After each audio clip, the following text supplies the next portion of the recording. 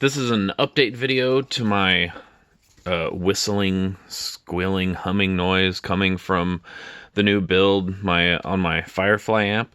Um, and I posted a comment on the Guitologist's website or YouTube channel, and somebody named Christine commented and said to check the grid wire.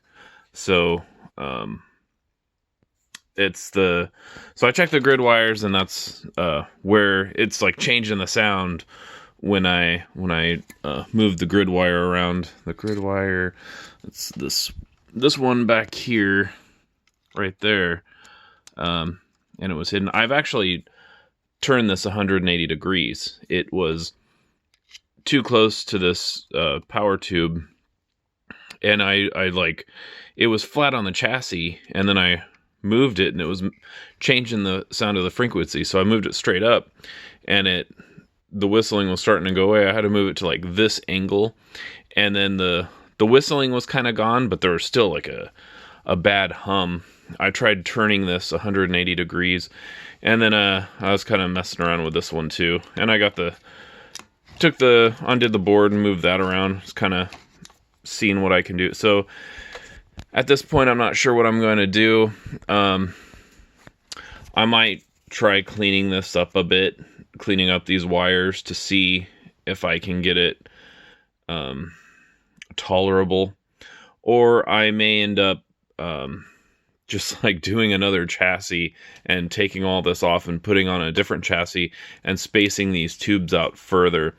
I may cut this out and kind of graft on with a piece of metal, like just graft on a piece to test it out with spacing these further. And once I get the spacing right, then maybe I'll put this into a different chassis. And the number 2 grid wire, so here's a tube socket. So you want to count from the number 1, this number 1, 2. So that would be the number 2 grid wire there. So if you're having humming and oscillation, whistling sounds, check that wire and move it around. Get a stick like this, make sure it's not conductive, and with the amp on, don't touch anything, don't put your hands in there, but stick the stick in there and move the wire around, see if it changes it, and then if it does, try to push it around until that sound goes away. So in this case, I couldn't quite get it over enough, so swapping the tube, basically I unbolted these 2 bolts and turned it 180 degrees, so now it's pointing this way. So that's an idea. We'll see if it works. I might do another update video, or I might just post any new findings in the comments or the description. So hopefully this video will help other people find their problems.